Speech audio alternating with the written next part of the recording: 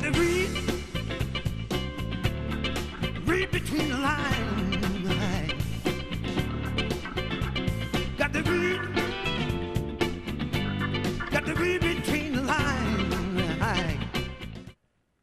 Hello everybody, welcome to another edition of What's Going On. I'm your host Tom D'Ambra. As always, thank you very much for joining us. If you watched our program last week, we were going to get into the real reasoning of why the United States gave away the Panama Canal. And if you remember, I asked you to want to contemplate over the week two questions in your mind. One, do you think the bankers were involved? And two, do you think they profited from it? So, before we get into that, my friends, I just want you to know that we are going to cover that. I want to get into some other things you may have missed in the news, the mainstream media news. But I wanted to remind you that you can make contact with us by going to What's Going On 911@gmail.com. And again, we welcome your comments. We welcome your concerns. If there's anything we can do to improve the program, or if there's anything you want us to research and or review. We would very much appreciate your input. Okay, so let's get into some news you may have missed. GI Bill Tuition Fairness Act of 2013. Oh, the Fairness Act. I just love F-A-I-R-N-E-S-S. I just love how they use these words. The Patriot Act, the Homeland Security Act. Again, this is all to sell it to the American people. Only a week after posting about the need for states to charge all veterans in-state tuition rates. Now, right off the top of your head, you're thinking, oh, Tom, that's good. Because if you're in-state tuition, you get a reduction in cost. Chairman Jeff Miller of Florida and Ranking Member Mike Michaud of Maine of the House Committee on Veterans Affairs introduced bipartisan legislation, H.R. 357, that would require state-operated schools to give veterans in-tuition rates even though they may not be residents of the states where the schools are located. The requirement would apply to state schools which have programs which are eligible for the GI Bill. Sounds good so far, doesn't it? Mike Dakduke of the State Student of Veterans of America said, "We fully support Chairman Miller's and Congressman Michaud's efforts to provide in-state tuition to student veterans regardless of residency. The GI Tuition Fairness Act of 2013 addresses the issue of inequity with post-9/11 GI Bill and will do a great deal to support veterans' success in higher education." That's what they're telling you. Now, let us see what some private research has said about this new GI Bill. Updated on August 1st, the GI Bill will come to an effect, and they get into the in-state tuition. But there is a clause affirming that the statutory is a pay-as-you-go compliance. And the bill is expanded to Guardsmen who will be deployed within the United States after the terrorist acts of 2011. The GI Bill proposed by Dick Anke, a Democrat of Hawaii, and supported by every major veterans service organization, has cutting measures. Veteran students will no longer receive cost of living stipends during winter and summer months and will now be scaled back to reflect only the credit hours they are taking at a given time.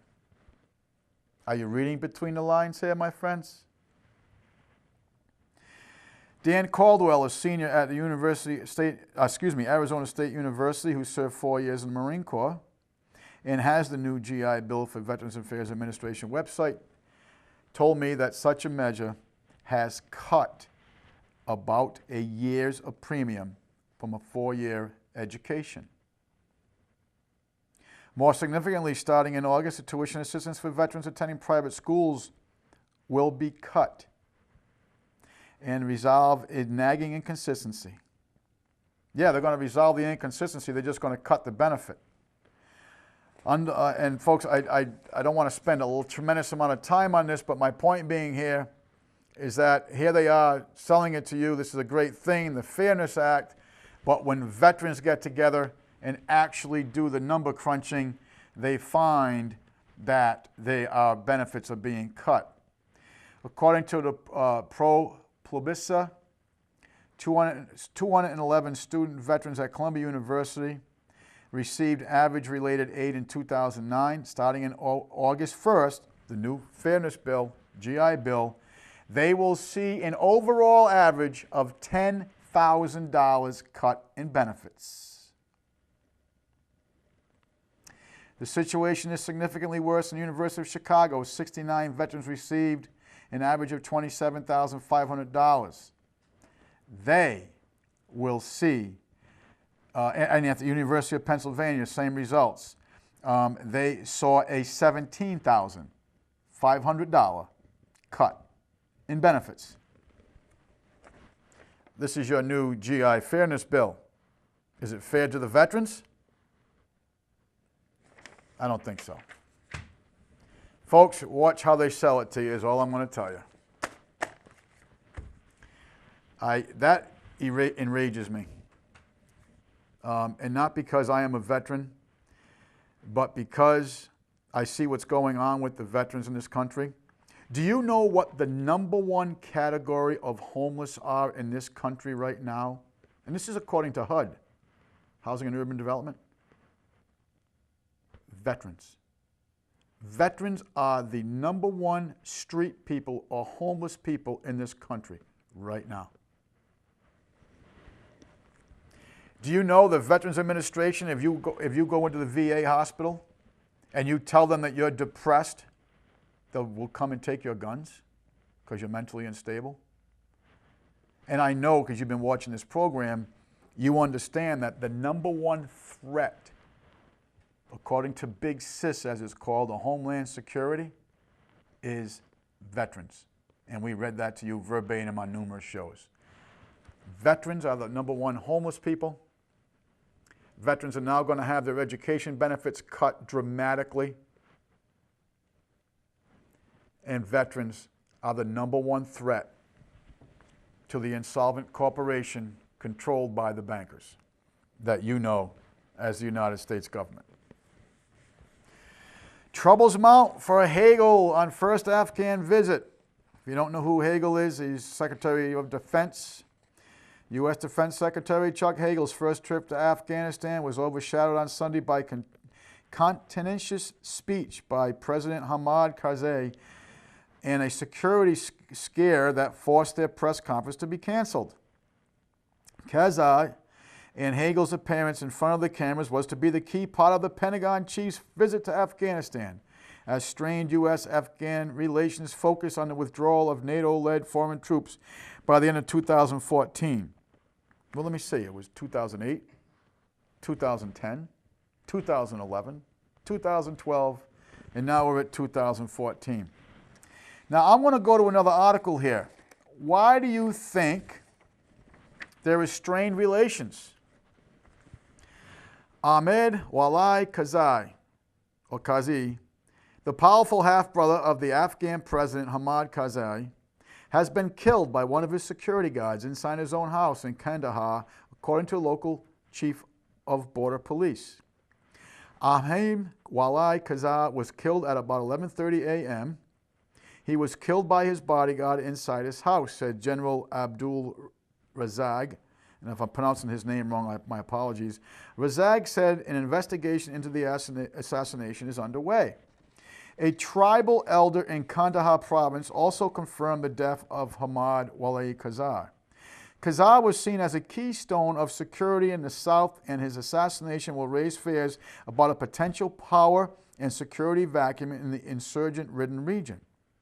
Haji Padashi, again, if I'm butchering his name, my apologies, an elder of the Al-Karzai tribe said Karzai had been shot on his return from a meeting with foreigners at the former house of Mullah Muhammad Ammar, the fugitive leader of the Afghan Taliban.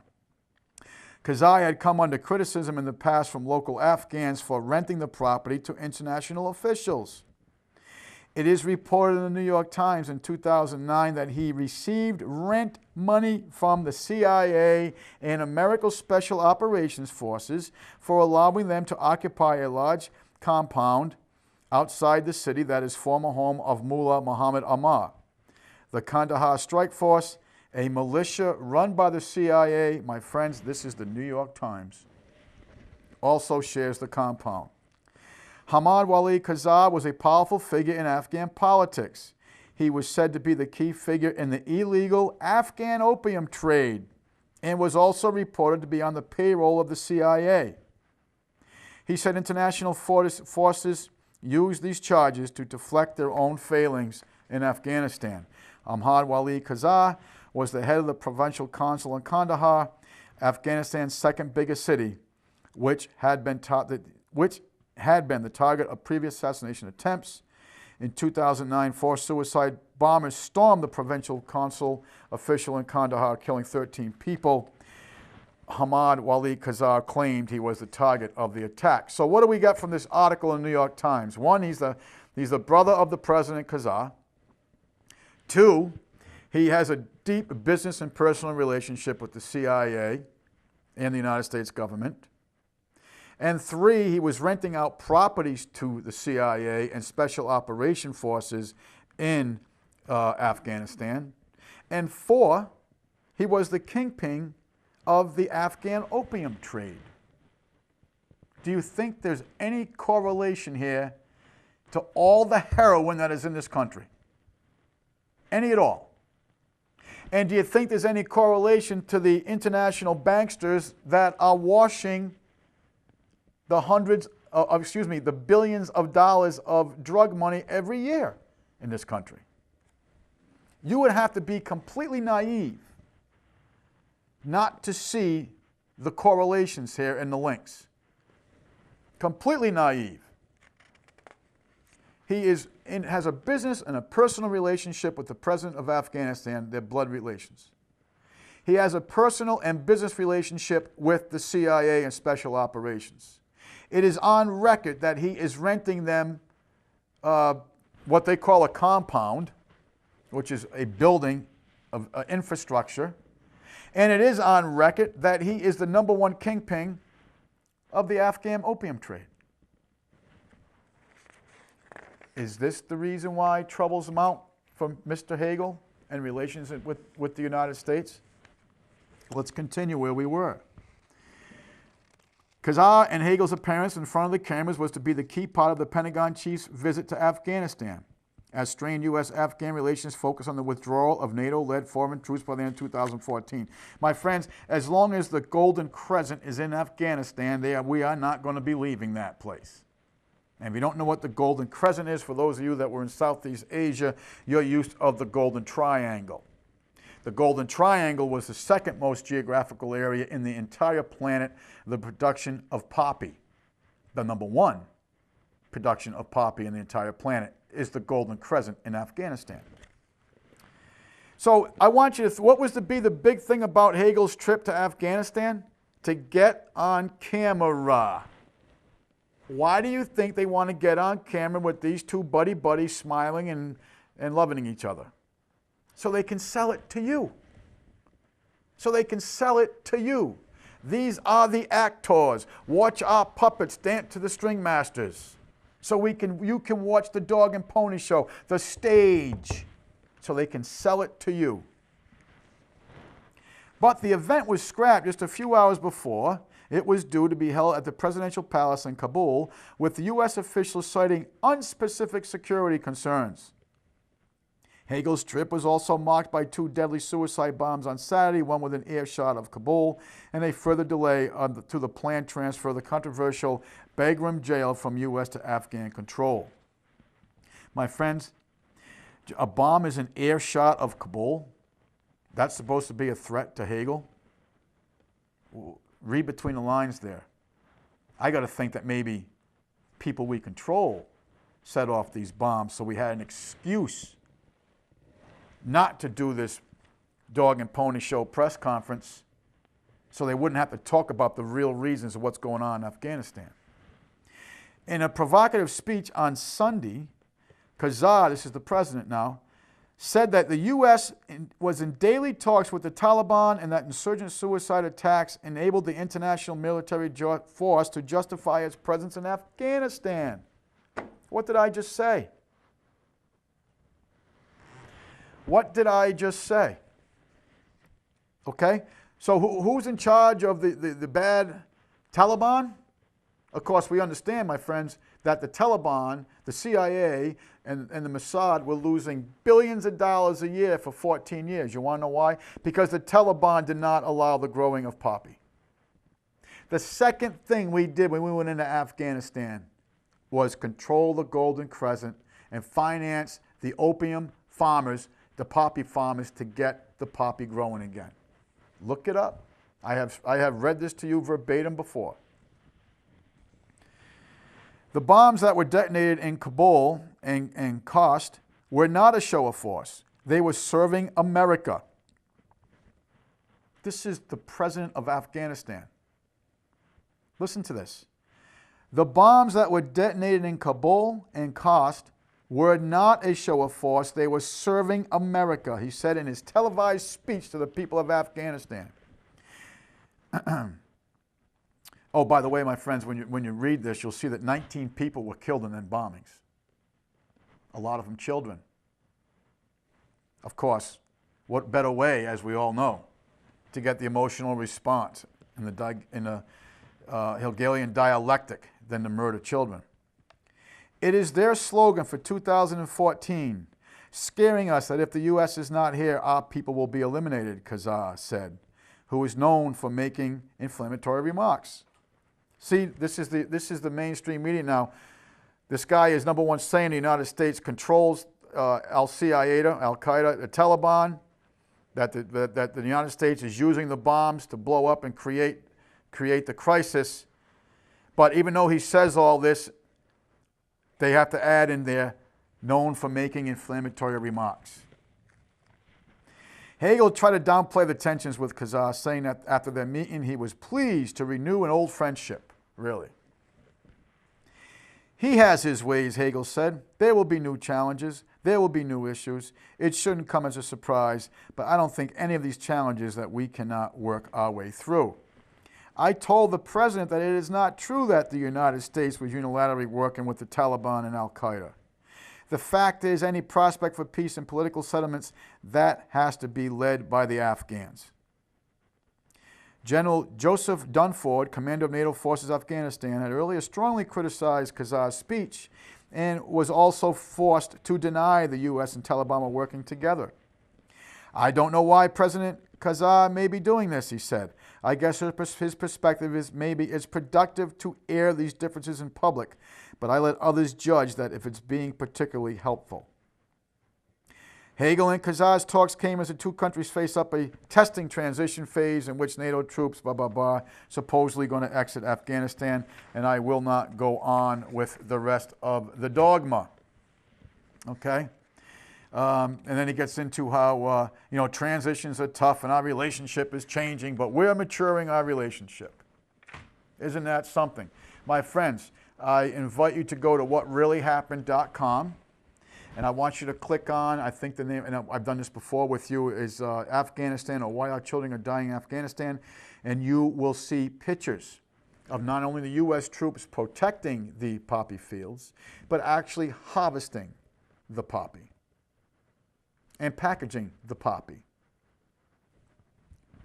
My friends, one of the shows that we're going to do, and I don't have the time today, is going to be, and we've touched on this a little bit before, is going to be the fact that Al-Qaeda is controlled, was actually funded, and is controlled by the CIA. And that's how Al-Qaeda is going from Afghanistan to Pakistan to Libya to Syria to Mali.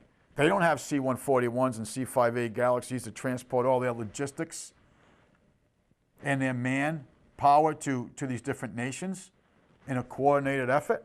They have none of that. Who is transporting them in a logistical coordinated effort? The United States military. All right, and I've said this to you before, Al-Qaeda at the CIA is openly called Al-Qaeda. Openly. There are many former CIA agents that have come forward. David Ray Griffith, look him up. He's come right out and said we control it all. The Hegelian dialectic, my friends. Problem, reaction, solution. Create the crisis, whether it be through agent provocateurs. The mainstream media, Fox News, 2 days ago, the United States government has supplemented the freedom fighters in Syria with over 3,000 tons of military hardware. That's mainstream media. But Al-Qaeda is the enemy in Afghanistan, but they're our ally in Syria, they're our ally in Libya, and now we have them in Mali stirring up the dung there. And you want to know why we're in Mali, my friends? And we're about to go out throughout Africa. There is a major, major battle coming for the resources of Africa. How long China is going to sit by and watch this take place, I couldn't answer. I do know this. The Chinese government, when we went into Libya, lost billions of dollars of private contracts, and they also had to remove thousands of their citizens. Okay? Very, very important. Very important. But the reason why we are in Mali, my friends, is because Mali is the number 3 producer of gold. You know, that intrinsic valued metal that used to back the medium of exchange in this country before the international bankers confiscated it all. That gold. My friends, don't take insult to this, but sometimes truth is hard to swallow. Our soldiers, Marines, airmen, sailors, and Coast Guardsmen that are in these countries killing other people for their resources are doing just that. There was no threat from Saddam Hussein, Assad, Gaddafi, any of the ones you want to name. All the reasons for the mechanisms that we've gone into these countries, have been proven to be facade, false, created. There was no weapons of mass destruction. Afghanistan had nothing to do with the supposed hijackers. Think of why we're there.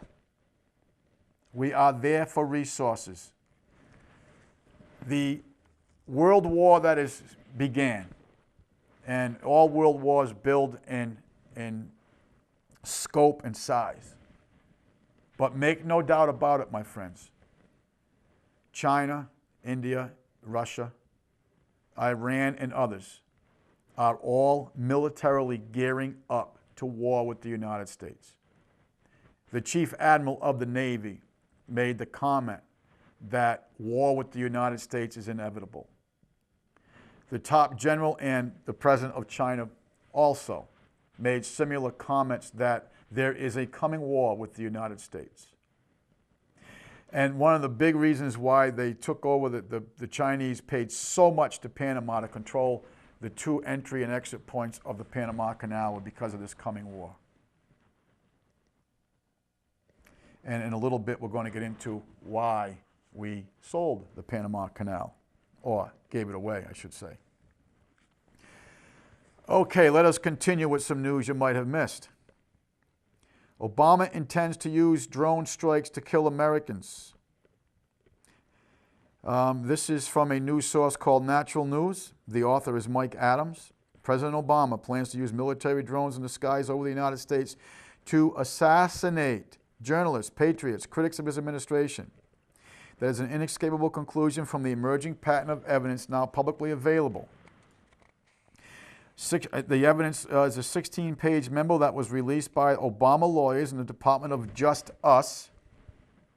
This memo puts forth a legal justification for the president to order the drone assassination of any American citizen he names, anytime, anywhere, for any reason. This new power claimed by the president has no basis in federal law or the Constitution, and it is invented power of absolute tyranny that puts the power to decide who lives and who dies in the hands of one man. Well, I guess in the hands of one man, it better up with the death panels from the Obamacare, where there's going to be a panel of 5 men. This document essentially legalizes the president acting as a murderer. Now, let's talk about some of the language in this document, 16 pages. And I'm reading verbatim.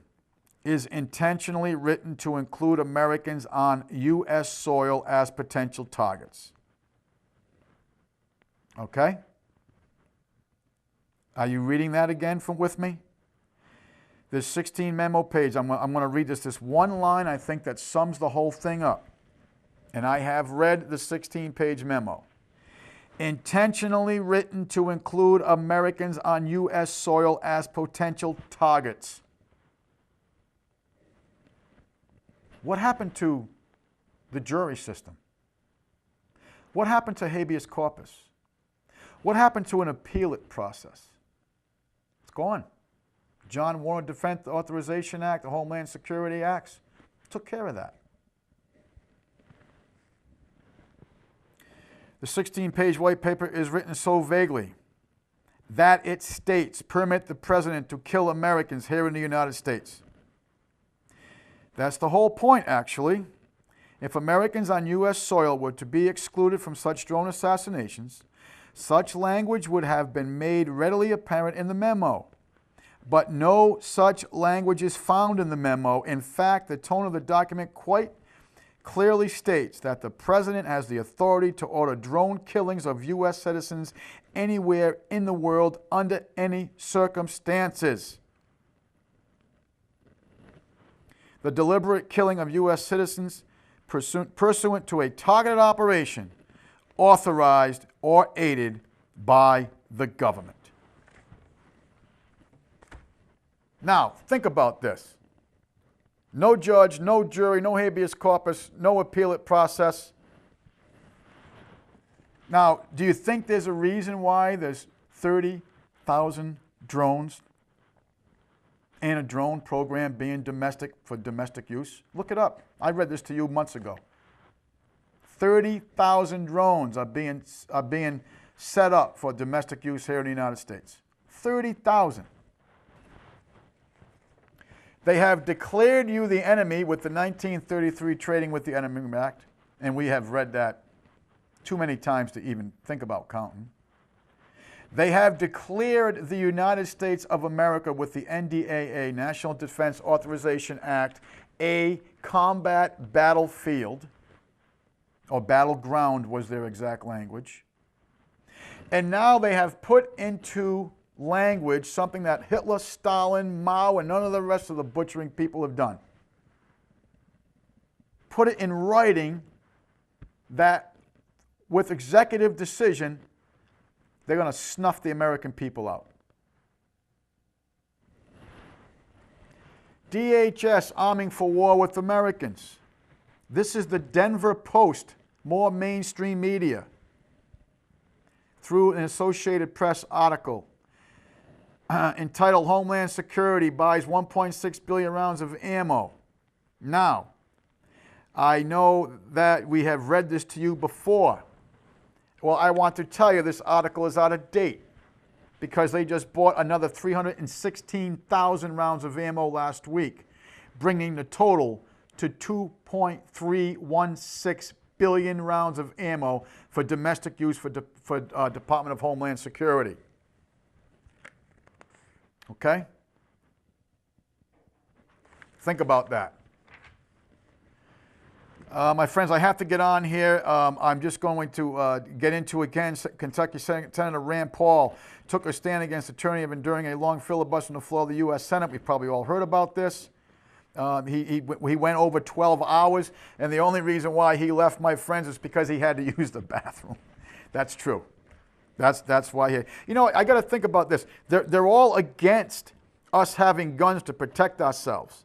But yet, through Fast and Furious, by which, by the way, nobody was prosecuted for, the Justice Department was sending guns to the drug lords in Mexico. I don't have time to get into that whole article, but I do have time to get into this article. Obama's Department of Homeland Security purchases 2,700 light armored tanks to go with their 2.316 billion bullet stockpile.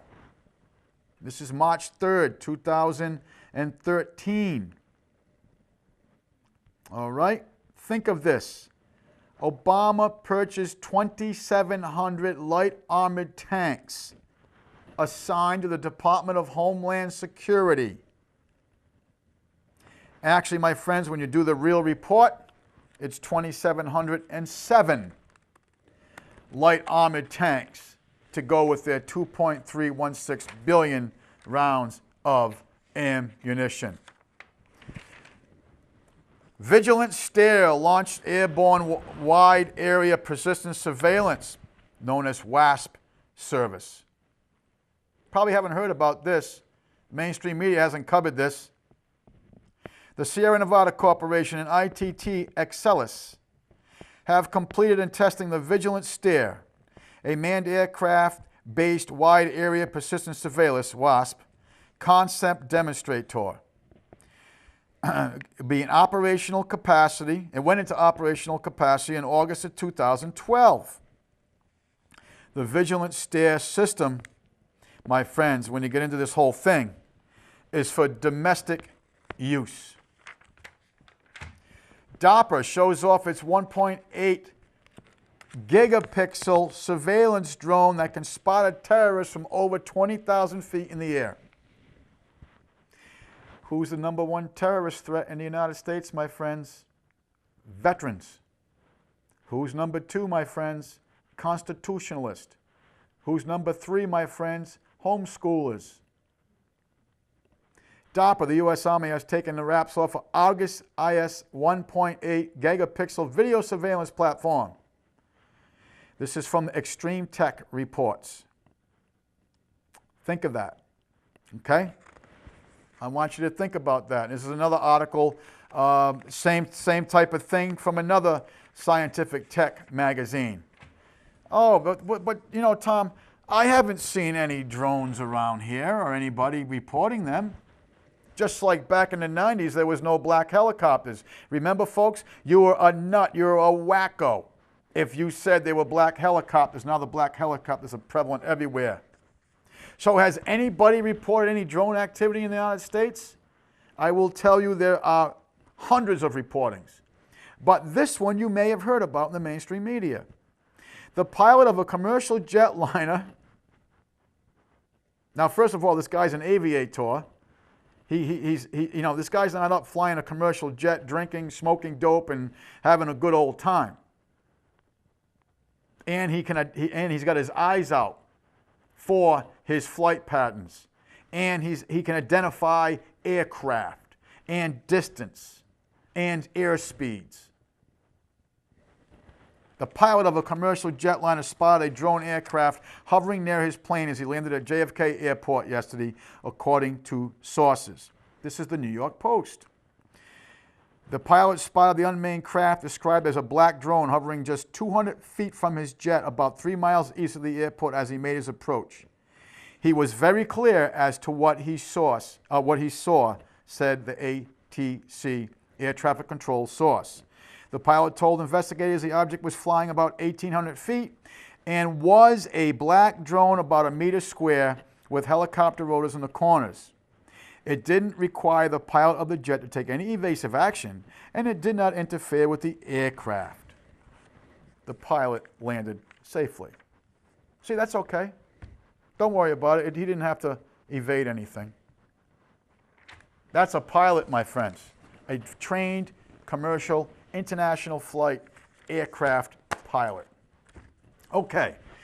Now, I promised you we were going to get into the Panama Canal, and I'm going to start from beginning about what we were talking about here. This is a letter from Senator Cameron Johnson, and we got into a little bit about the facilitating transaction and hindered U.S. efforts to stop the terrorist, drug trafficking, road jurisdictions, and others from using U.S. financial system and providing U.S. correspondent services with banks and links to terrorism and drug lords. Okay. And this is Senator Johnson. I am starting where I ended off last week, my friends, so if you missed that program, my apologies. Here's how it works according to State Senator Cameron Johnson. The drug cartels and terrorists funnel their dirty money through foreign banks with lax standards. Then these banks transfer the funds into U.S. banks through shell companies and other phony bank accounts. Camouflaged in multiple layers of false transactions, the dirty money is difficult to trace back to the crimes from which it came. After moving through several disguised accounts, the dirty cash looks clean. HCBS operation in the United States is called HCBS Bank of US or HCBUS. HBUS. It is one of the largest U.S. processors of transactions for foreign financial institutions. Over a period of several years, bank regulators and Department of Treasury repeatedly cited HBUS for money laundering violations. HBUS executives responded by dutifully drawing up new policies to correct the violations. Ain't that beautiful? The Treasury didn't say, hey, here's what you're going to do, and we're going to prosecute you. They said, hey, clean up your own mess because we don't want to be red-faced that we caught you. That's what's going on here. If you do something wrong, does a lawman let you make your own adjustments? Does a lawman let you put in your own policy so you can make the proper corrections? No. The Treasury Department is saying clean up your mess or at least camouflage it, hide it better so we don't get exposed that we caught you. Because we don't want to catch you.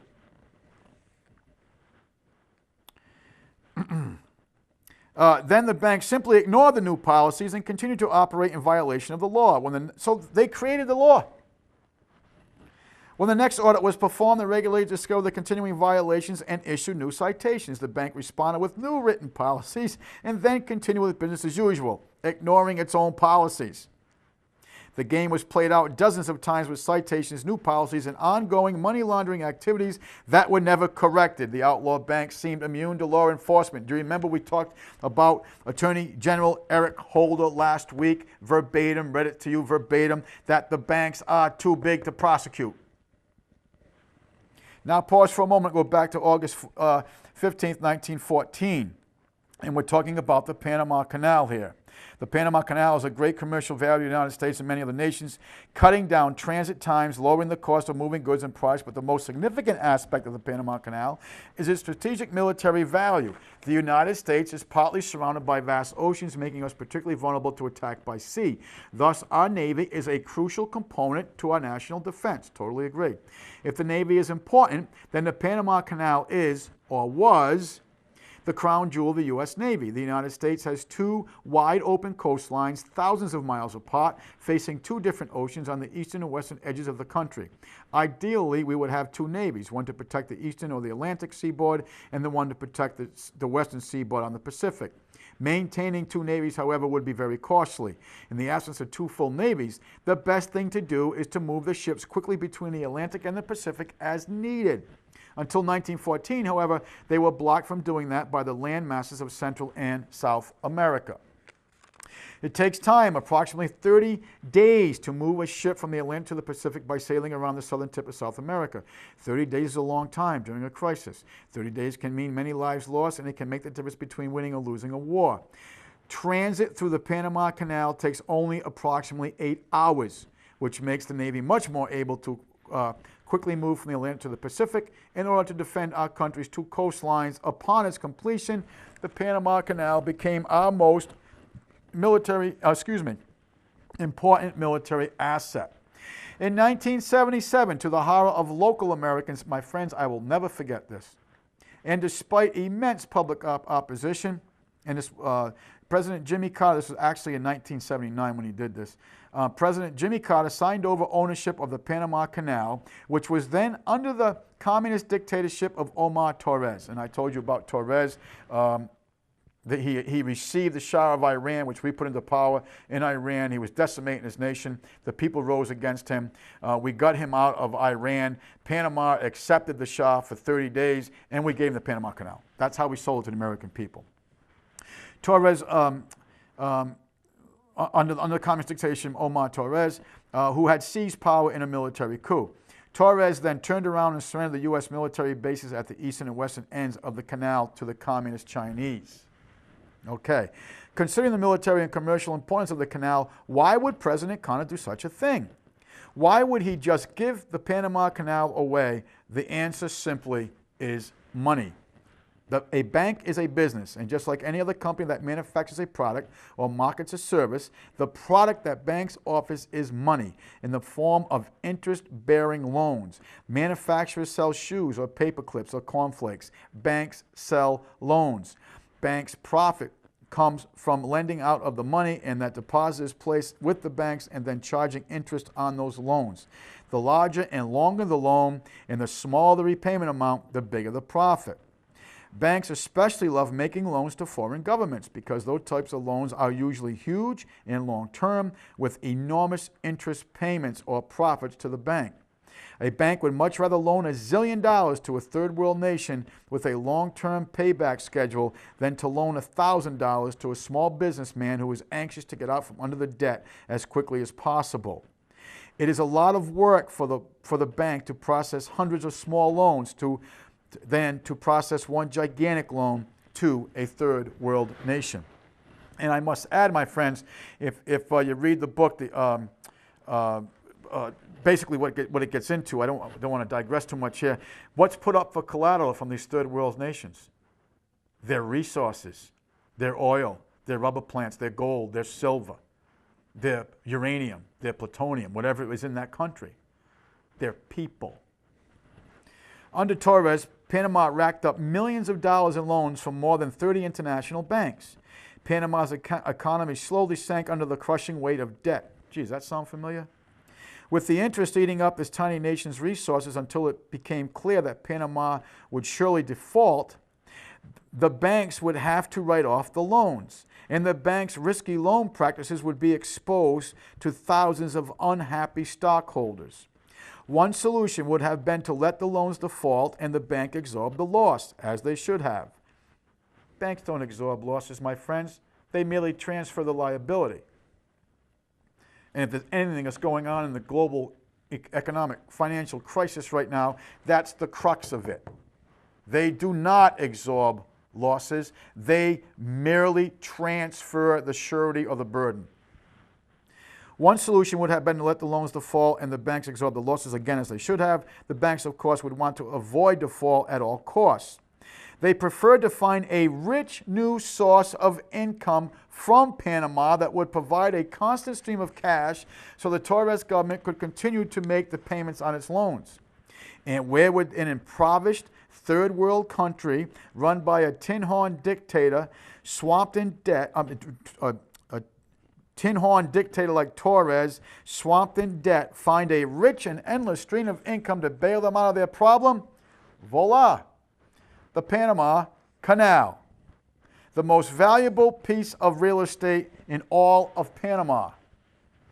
Thus began one of the most intense lobbying campaigns in American history.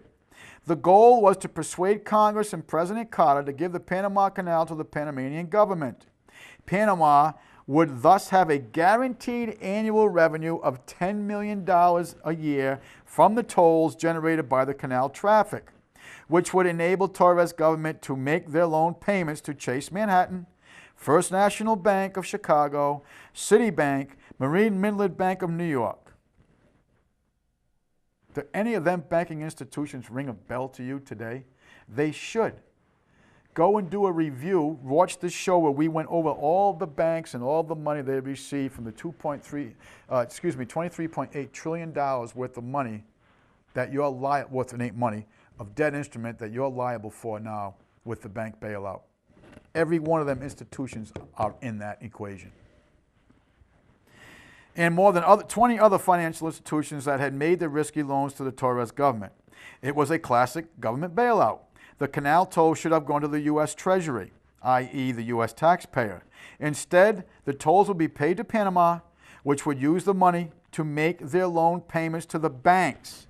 And when you study the language of this, my friends, it was implemented in the language that the money, the funds, the tolls would go to these banks. It didn't go into the coffers of Panama.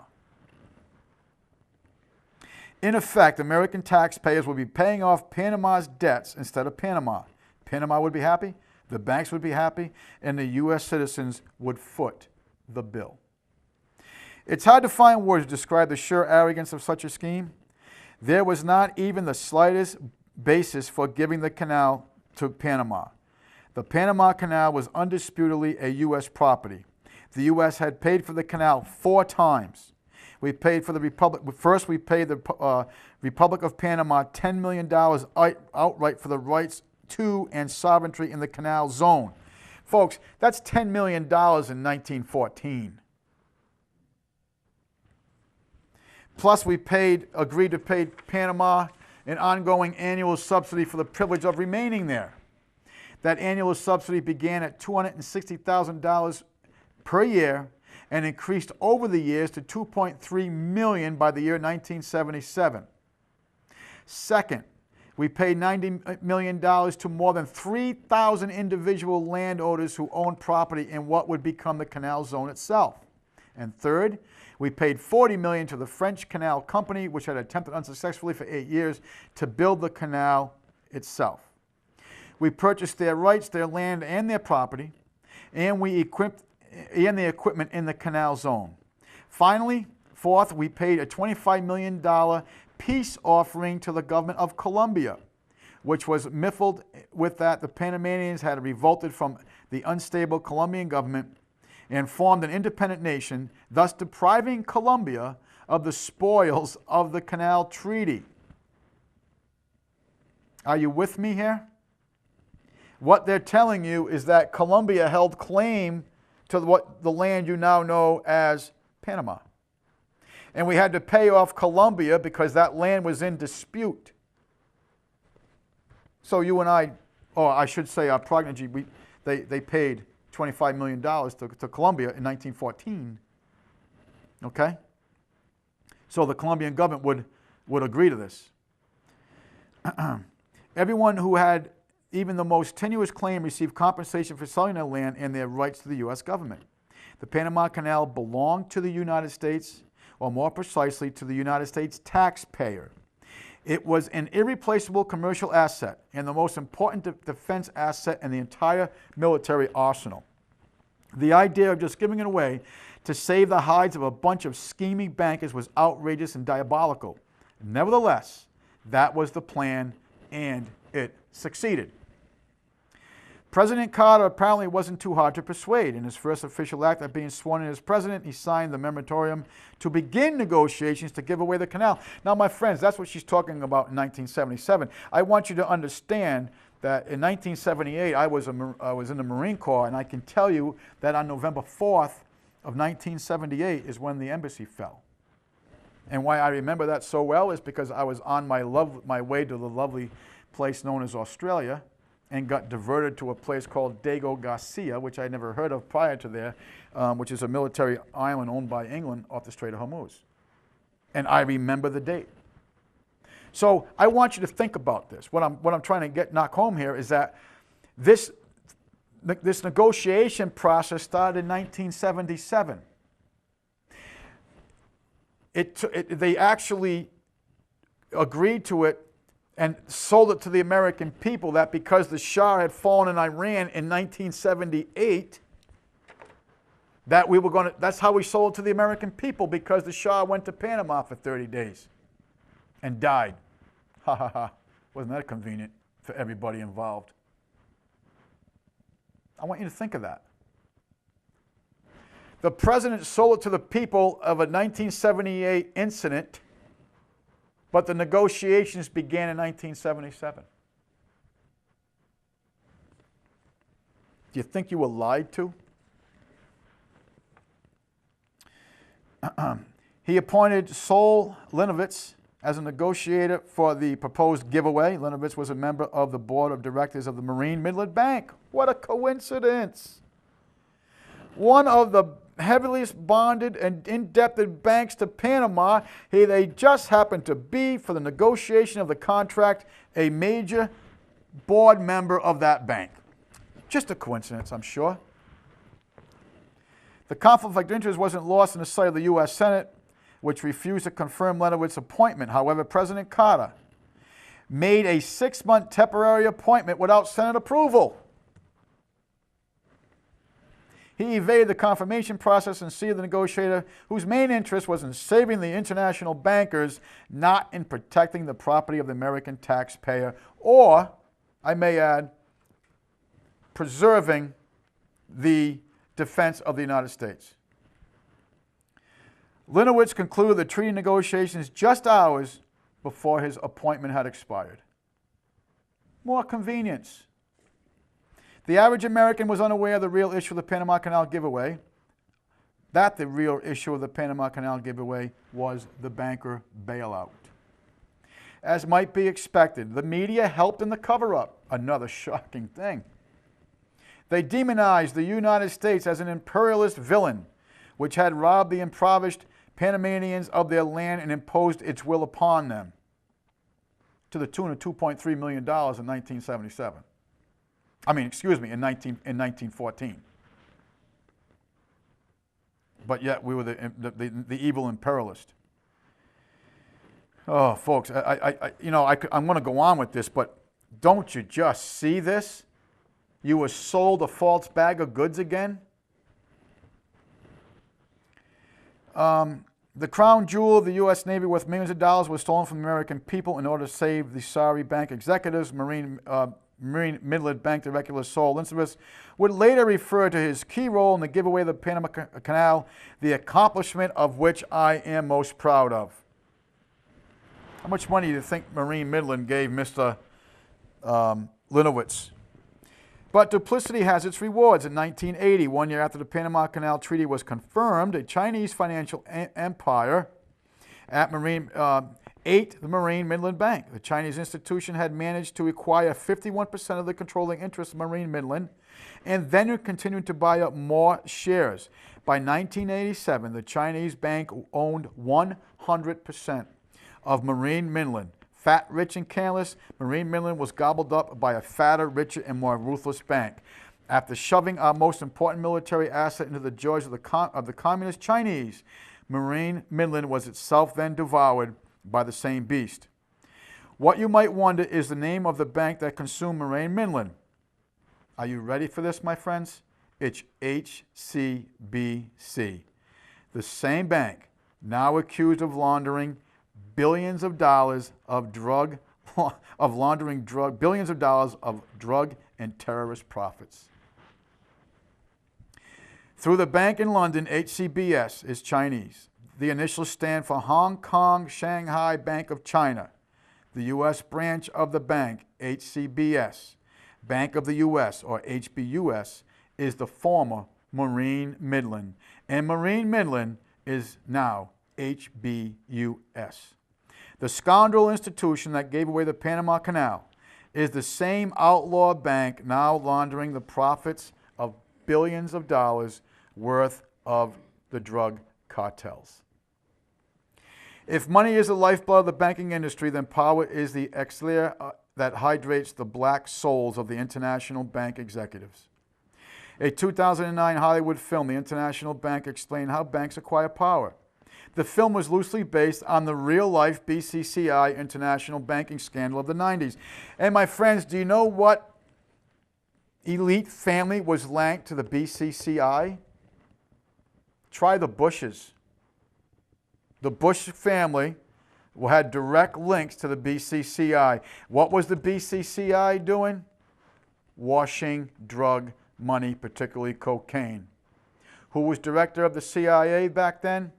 George Bush. You know, you've heard of Iran-Contra? This is the same people. In the film, named Mr. Clavini explains to the investigators the ultimate goal of bankers. It's about control. Their objective is to control the debt. You control the debt, you control everything. This is the very essence of the banking industry, to make us all, whether we be nations or individuals, slaves to debt.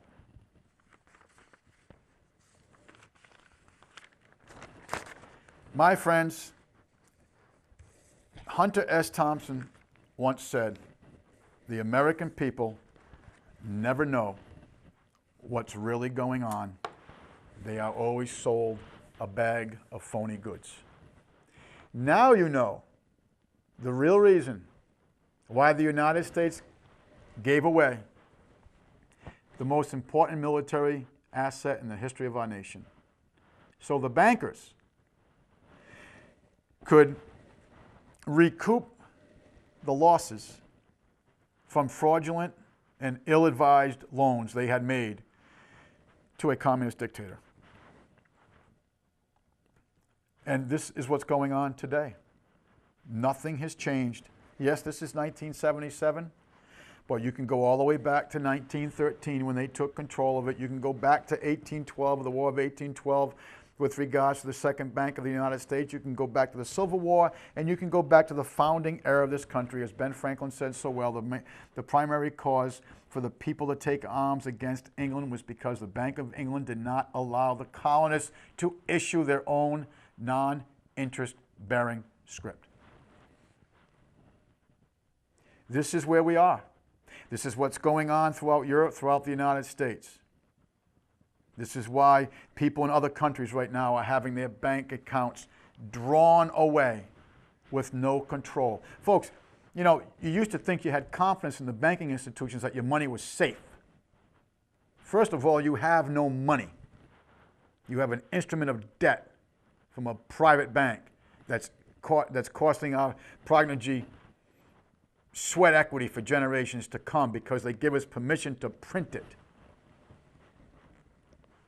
Second of all, our military, our entire government is under the control of these foreign bankers and domestic bankers. And that's why these things like NAFTA and CAFTA and GATT are all put into play, because the insolvent corporation that you know is the United States government, which is just a debtor, is answering to the creditors. And the creditors are the international bankers that are bleeding the world. Now you know the truth behind what happened with the Panama Canal. My friends, as always, myself and the people behind the camera are very, very thankful that you take the time from your busy day, because I know they have us running around like proverbial rats in the wheel, to watch our program, and we hope you act upon the information that we delivered to you. And again, please go to what's going on 911 at Gmail and correspond with us. And as always, in closing, we remind you that your government is your responsibility. Thank you for watching. Got to read between the lines.